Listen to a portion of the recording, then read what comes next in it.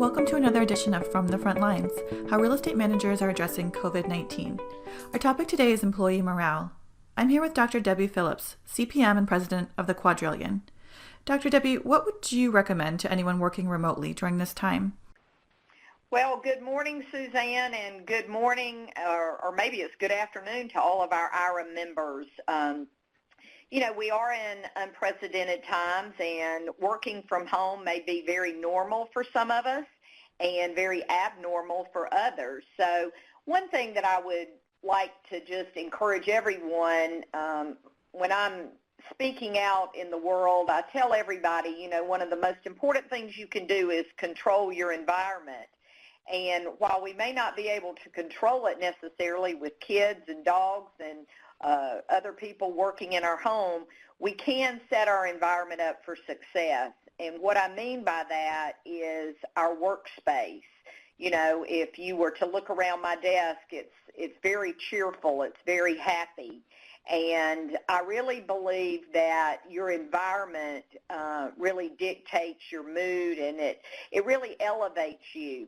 The other thing that I want to encourage everybody is whether you are, on conference calls or you're on video conferences, be careful and pay attention to your vocabulary, because your vocabulary drives meaning in your life. And the words that you say, we're all in the business of words. And so as we're motivating others and we're motivating ourselves, we have to be careful about what we say to each other. And I have books upon books, but what you tell yourself is so important. And Suzanne, you mentioned how can we, as employers, keep the team morale up during this challenging time. And I would say we really need to flip the agenda. Most of the time as leaders, we are checking on things. We are, working our to-do list and managing our priorities. But I think leaders, more importantly than ever, need to listen, and listen some more. Listening is different than hearing. And there's a vast difference between sympathy and empathy.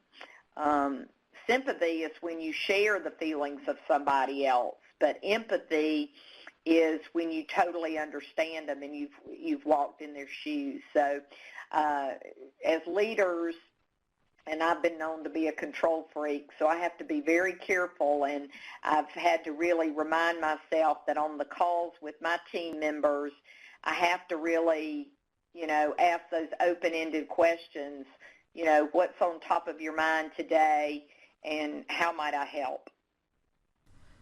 Great, thank you. And what words of encouragement could you offer to leadership to keep their teams engaged throughout this time? Well, there's a lot of practical things, when, most people, and you've heard me say this, Suzanne, most people listen to channel WIFM, what's in it for me. And, if you look at Maslow's hierarchy of needs, it's really, food, clothing, shelter is at that fundamental baseline. And I think that last week, we were in our first week of, self-quarantining and sheltering at home. I think everybody was really focused on the immediate family, like how am I going to manage my personal affairs. And I think we're now, going beyond that, and we're getting a little bit more meaning in our routine. And so now we are really starting to think about, how are we going to adjust on a more semi-permanent basis in a virtual world. And so I think it's really important that, from a physical standpoint, that we get ourselves more organized, we get ourselves ready to really hunker down and think about what can we do on a very routine basis. It might be as simple as, starting your day with that morning virtual huddle, calling in, giving a pep talk to our team. At the end of the day, what did you encounter during the day? What can I help you with at the end of the day? More of a how do we open our shop? How do we close our shop? And I always think about, our messages like an Oreo cookie. Start off really positive, do the work in the middle, and end your day on a very positive note.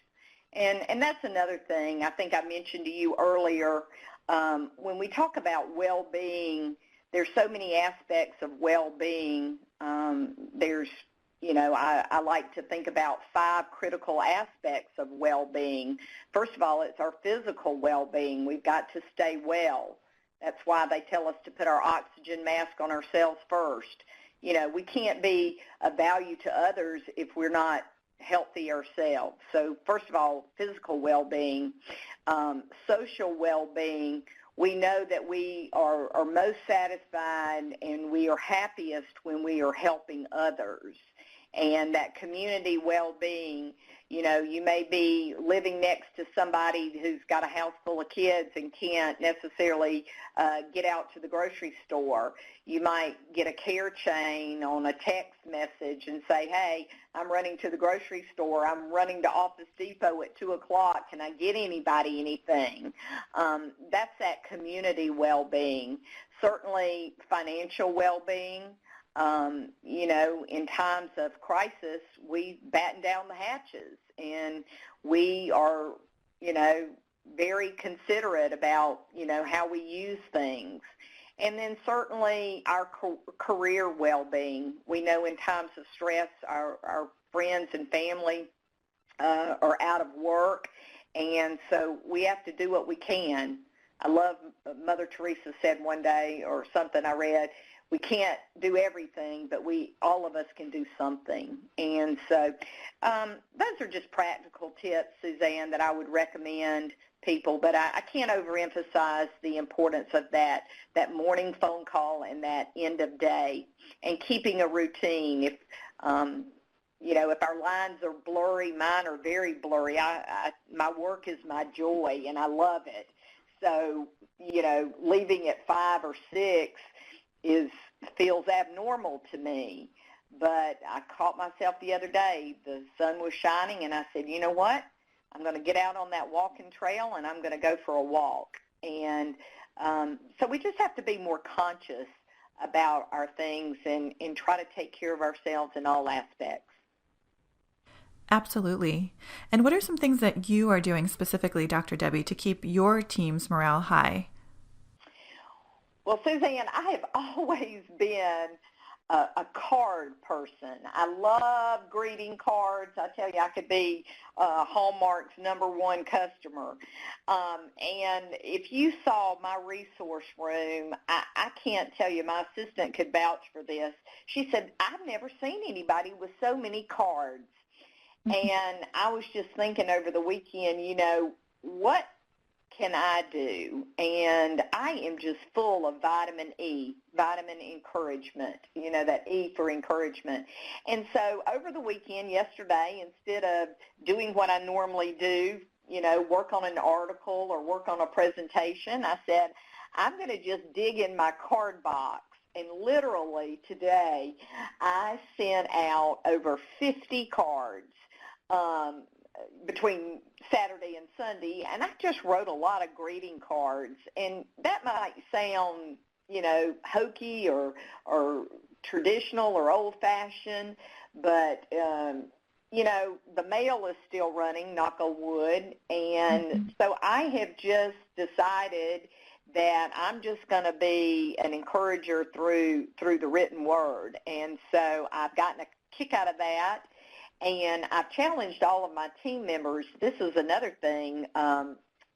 We have so many old laptops and computer screens and things like that. And I sent out a post, and I want you to share my social media with the audience. But if you have leftover or old technology and you think, hey, I've been meaning to take it to donate it, call the school superintendent or email somebody in the school system. I know locally I'm working with 2 school systems in my area to get some monitors that I've had and some old laptops, and they don't have to have the latest. They just have to have some kind of browser so that the students can get online. And many of our families today have more than one kid that's trying or student that's trying to do homework, and how frustrating it is to have to wait on a brother or sister to get off the computer so you can do your own assignment. So simple things like that. And again, I'm not a cook. I always say the best thing I make is reservations. So my team members, and that's another thing, Suzanne, we all have different gifts, and my assistant, Lori, she is chef extraordinaire. I mean, she can just really whip up a lot of things, and so she's sharing recipes with me. I'm sharing, words of encouragement with her. She already homeschools her children, so this was nothing out of the ordinary for her, but she's sharing her genius zone with other people in our network on tips that they can do to help students stay on task. Wonderful. Thank you so much, Dr. Debbie. This has been very helpful as we all transition to a new normal in the workplace. Check out Dr. Debbie's social media listed here, and feel free to reach out to her with any additional questions. Please continue to visit our page dedicated to providing updates and resources to support real estate managers in making informed decisions during this time.